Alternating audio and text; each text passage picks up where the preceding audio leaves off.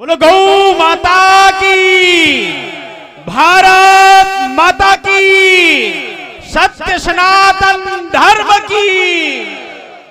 आज इस भैरव गौशाला के प्रांगण में हम लोग संतों के बीच में, संतों के सानिध्य में सत्संग का आनंद ले रहे हैं। हमारे मंच संचालक किशोर जी पारिक जी ने अपने शायर से न जाने संतों की कितनी महिमा करी है। इतना सब कुछ कहना तो हमें नहीं आएगा, पर किसी कवि ने कहा है, आग लगी आकाश में झरझर वर्षे अंगार, संत न होते इस जगत में तो जर मरता संसार। इन संतों की महिमा है, इन महापुरुषों की चरणों की, इनकी वाणियों की महिमा है। आज इस वर्षाद के इस झड़ी में, अमृतमयी वर्षा की झड़ी की ताकत को बताया है कि ये अमृतमय वाणी में कितना ताकत है कि हमारे गौ भक्तों ने आकाश से बरस रही वर्षात का भी परवाह न करते रहे हुए आज हमें याद दिला दिया कि ये शेखावटी राजस्थान की धरती, जहां गौ भक्त महाराज पिताजी महाराज, महाराज देवनारायण जी महाराज, महाराज श्री हरिराम जी, महाराज श्री रामदेव जी महाराज, महाराणा प्रताप जी, करमेती बाई जी, मीरा बाई, न जाने कितने सती संत सुरों ने, गौ भक्तों ने अपने प्राणों की बाजी लगाकर इस धरती की रक्षा के लिए, शेखावटी राजस्थान की रक्षा के लिए अपने प्राणों का बलिदान कर दिया। मुझे लगता है उन महापुरुषों का खून आज भी हमारे युवाओं के रग में दौड़ रहा है, जो इसलिए गौ माता के लिए इस बरसात में भी आप लोग यहाँ पर आए हो। आप गौ माता के लिए जोरदार, हमारे इन युवाओं के लिए, मातृशक्तियों के लिए, हमारे बड़े बुजुर्गों के लिए, जो गौ भक्ति के आज पराकाष्ठा आपने पार कर दिया है। सत्संग के लिए आप केवल गौ के नाते, गौ माता के नाते, ऊपर जिसका अंत नहीं उसे आसमां कहते हैं, और धरती में जिसकी बात्सल्यत का अंत नहीं उसे गौ मां। हमारे पूज्य श्री भजन सम्राट पूज्यपाद श्री गौरीशी प्रकाश दास जी महाराज, आप अपने वाणी से, हमने इस शेखावाटी में न जाने बड़े बड़े संत तपस्वी आप विराजमान हैं, बहुत सत्संग श्रवण किए हैं, पर प्राय सत्संगों में केवल बड़े बुजुर्ग माताएं, बहनें, भाई बंधुओं को अधिक से अधिक देखा है। पर जब से शेखावाटी के इस धरती में पूज्य श्री प्रकाश दास जी महाराज जी ने एंट्री किया है, तो हमारे युवाओं के धड़कन महाराज धड़कने लगा है सत्संग के लिए। जोरदार हमारे युवाओं के लिए मुझे बड़ी प्रसन्नता है। मैं स्वागत हृदय से करता हूं पूज्य श्री महाराज जी का कि आपने आकर वास्तव में हमारे यहाँ के हर युवाओं के अंदर सत्संग के माध्यम से गौ भक्ति का जो प्रेम है उसको आपने बढ़ाया है।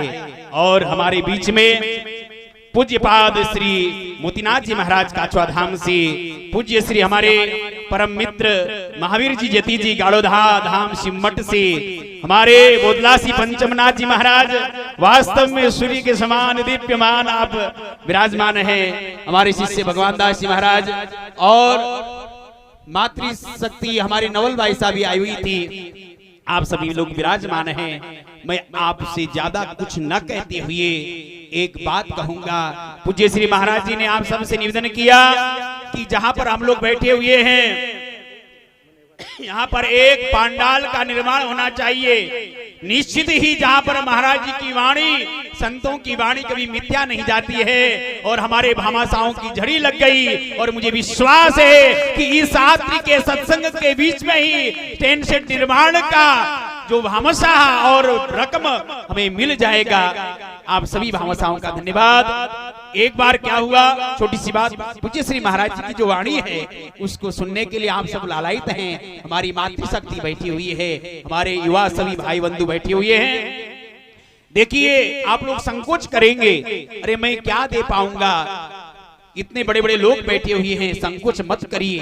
एक बार जंगल में आग लगी और जब भयंकर आग लग रहा था तो उस जंगल के आग को बुझाने के लिए एक छोटी सी चिड़िया तालाब में जाती और अपने चोंच में एक बूंद पानी लेकर आती और आग पर डालती।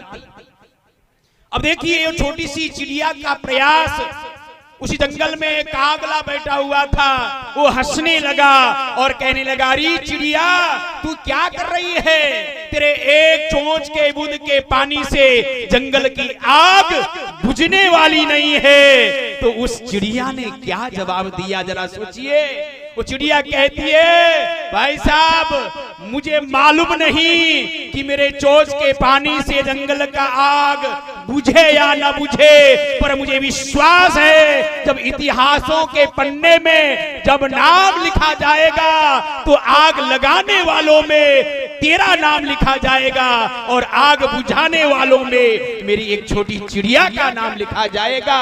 तो ध्यान से सुनिएगा, यहाँ पर बैठे हुए जितने भी युवा भक्त हमारे मातृशक्ति सभी लोग आए हैं, आप सब हम सब एक चिड़िया के समान हैं। हमारे एक एक बूंद अगर हम लोग यहाँ पर आहुति डालेंगे इस गौ माता के यज्ञ में तो हमारा कुछ भी नहीं जाएगा।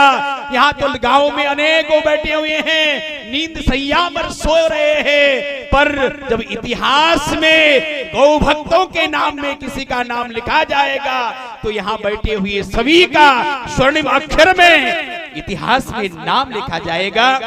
मैं आप सबसे निवेदन करूंगा, हम लोग दिन में न जाने सभी लोग अभी युवाओं में फैशन चला है, गुटखा खाना, तानसेन, रजनीगंधा आदि न जाने क्या क्या खाते हैं। ध्यान रखिएगा, रोज का 100-200 रुपया हम लोग बर्बाद कर देते हैं वो जहर खाने में। और ध्यान रखना, अमृत देने वाली गौ माँ के लिए अगर हम लोग 1 महीना का जो हमारा प्रतिदिन का जो खर्च है, हमारे जो युवा बैठे हैं वो अगर अपने पैकेट जेब से वो 1 महीने का खर्च अगर गौ माता के इस पांडाल निर्माण में और गौ माता की सेवा में प्रदान करेंगे तो अवश्य ही आपका जीवन उज्जवल हो जाएगा। गौ माता की असीम कृपा आपके घर में परिवार में बना जाएगा।